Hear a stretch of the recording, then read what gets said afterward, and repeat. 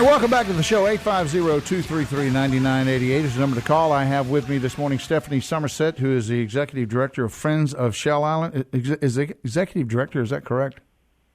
Yes, good morning. How are you doing today? I'm doing all right, Derrell. Thanks for having me on. All right, we've got a big, important meeting this afternoon at 5 p.m. Why not 6 p.m.? 5 p.m.? Anyway, they at the Arnold High School Auditorium with the state park people over wanting to extend their authority out seaward 50 feet. Yes, it's from 5 p.m. till 8 p.m., but it's going to be open house format, so that you can come whenever you would like, but they're going to do their presentation at 6 p.m. What they're going to say is that they're going to say that they have authority out 400 feet into the water around the state park, but out of fairness, they're only going to take 50 feet out into the water. That is so big of them. And to have authority over us. That's right. Yeah. And, Derrell, there's a letter to the editor that we put into the News Herald, and they published it today, explaining the history of this. Your listeners may recall that in 2006, they put armed policemen on Shell Island who raided the visitors and went around giving tickets and warnings. And at the time, they claimed they owned 400 feet into the water. They would stand on the shore and beckon people into shore from the water and tell them they have authority over them. Now, you saw that. You saw that. Oh, yes. Okay. Now, at the last meeting I attended, they said it never happened. Well, they're saying a lot of things that are reversing themselves, because after that extremely controversial summer, they withdrew those cops because the citizens were outraged and with the park management. And they said, you know what, we were mistaken. We don't control out into the water. We have no authority out to the water. And they've been saying that for 10 years. They even wrote us a letter saying that. And now they've reversed themselves and they're saying, oh, yes, we do. Well, what they did is they, through assumptive, presumptive powers, they just said, oh, well, okay, we own 400 feet seaward, but you know what? Because we're such nice people, we're only going to go out 50 feet now. Like they had the 400 feet to begin with, which I don't think they did. And to be able to monitor natural resources, why do you have to have special power to have a park ranger wade in the water? I wade in the water. They do not have to have management authority over us to study seagrass. And we pointed that out to them in the advisory board meeting, but they're trying to move forward on this regulation anyway. The other thing is that this regulation is based on a letter that was written 30 years ago, sent from the Florida cabinet to the then agency, Department of Natural Resources. It's a letter that's rather poorly written. It's open to various interpretations, and now we have mid-level government bureaucrats deciding how to interpret the letter and how they're going to regulate us. And I believe that this is a travesty that this kind of thing is being done outside of the legislative process. All right, now we have with us also this morning, just before we get too far into this, Jim Calvin.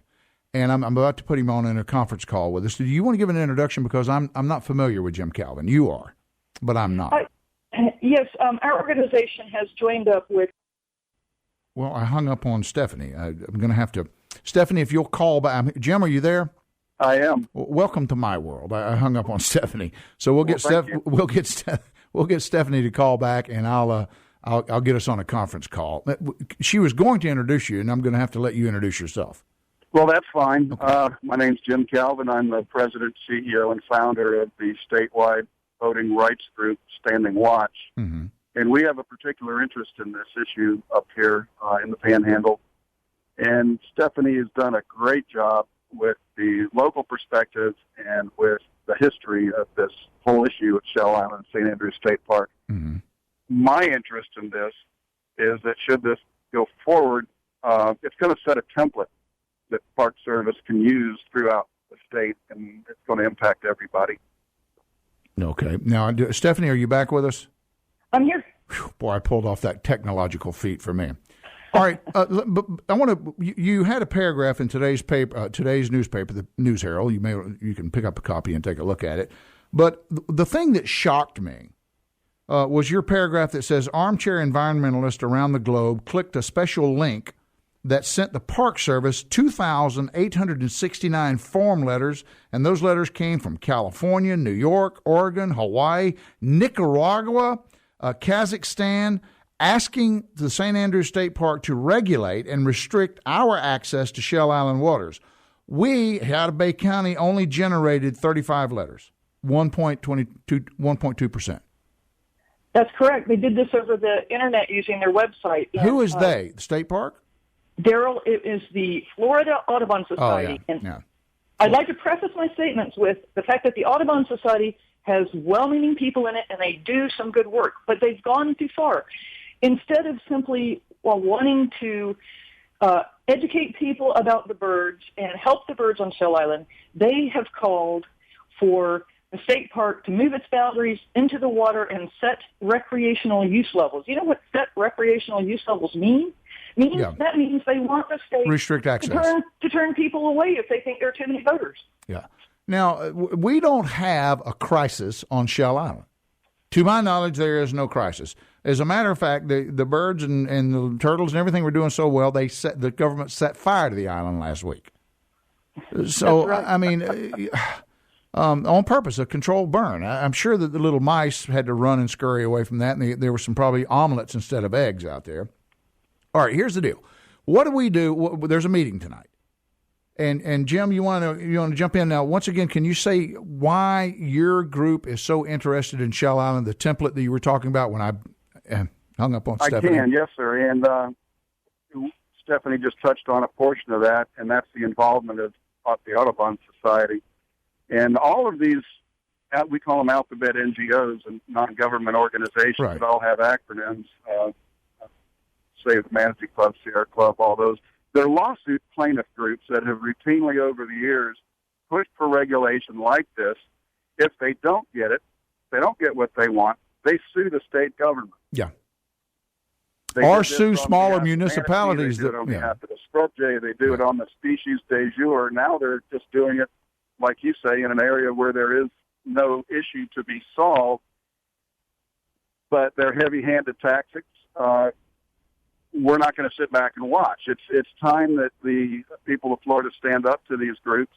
They, as Stephanie said, had a cause at one point, had a reason to be involved. I challenge them to show us their educational programs that they bring to the public.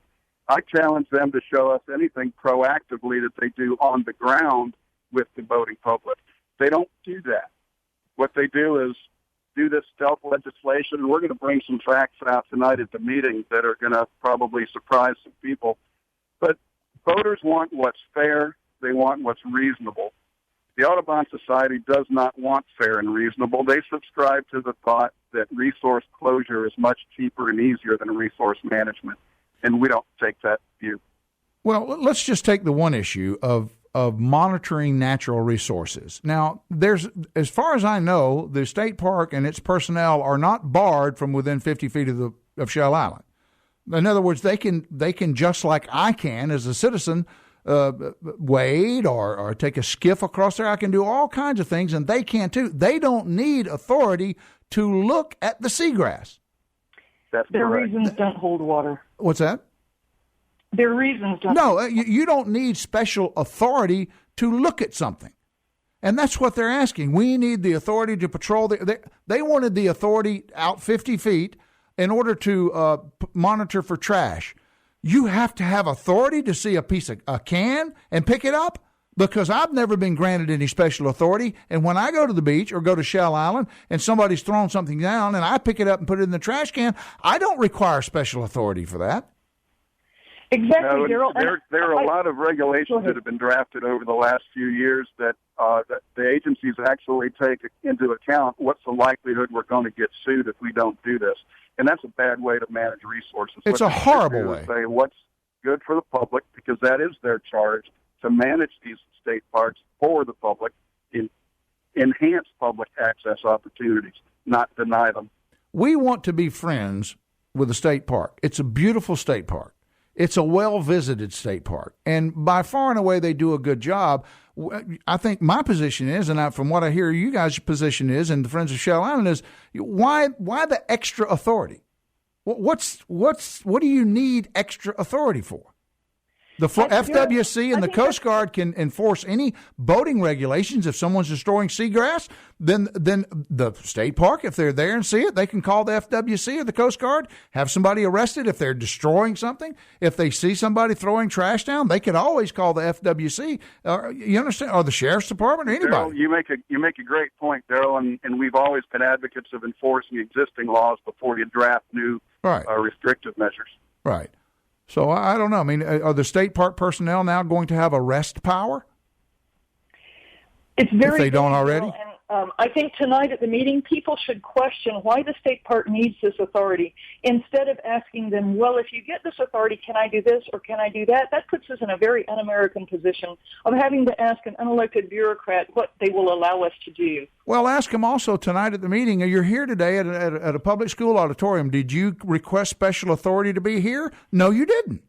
And neither did I. We all get to go there. You know, it doesn't require special authority to do the things that the state park wants to do, unless the precedent is being set further down the line for someone to be able to do whatever they want to do.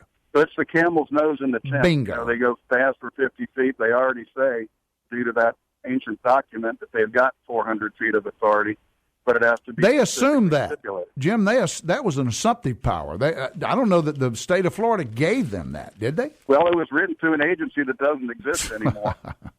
Oh, bless our heart and our little agencies. We couldn't make it without our agencies. All right, so let's quickly, while the time remaining, that 5 p.m. this afternoon at Arnold's High School Auditorium on Panama City Beach, there will be a 3-hour public forum. Now, it's not, unfortunately, from what I understand, you're not going to be able to ask them questions publicly. Nothing will be on the record. You'll be able to walk around and talk to them, but nobody's going to be on the record. No, there will be no minutes taken of the meeting. So that's where we are, just like the last one. No public input. No official public input. No one coming to the podium to ask a question that is on record where an official will answer and be on record. Am I correct in that assumption? That's the format. You will be able to give them input with a written form, and we want to ask people when they fill out that written form, please fill it out with what you think, and bring it to our table first and let us scan it in, because we'd like to capture your thoughts. To have some sort of record of what was asked. Yes. Yeah. All right. I'm assuming we can videotape everything. It is an open meeting. I don't mind being videotaped. Do you mind being video? What's that? It's the public's meeting. All right, and come there. Be passionate. Be courteous. Be courteous, Absolutely, and the other thing is we do have a chain of command, and there is a process here. We're going to work the process as hard and as logically and as fair as we can. And at the end of the day, there are remedies to challenge something that's not right. All right. Well, good deal. Jim Clavin, thank you so much. Calvin, rather. Thank you. And Stephanie, as always. And I will see you guys tonight.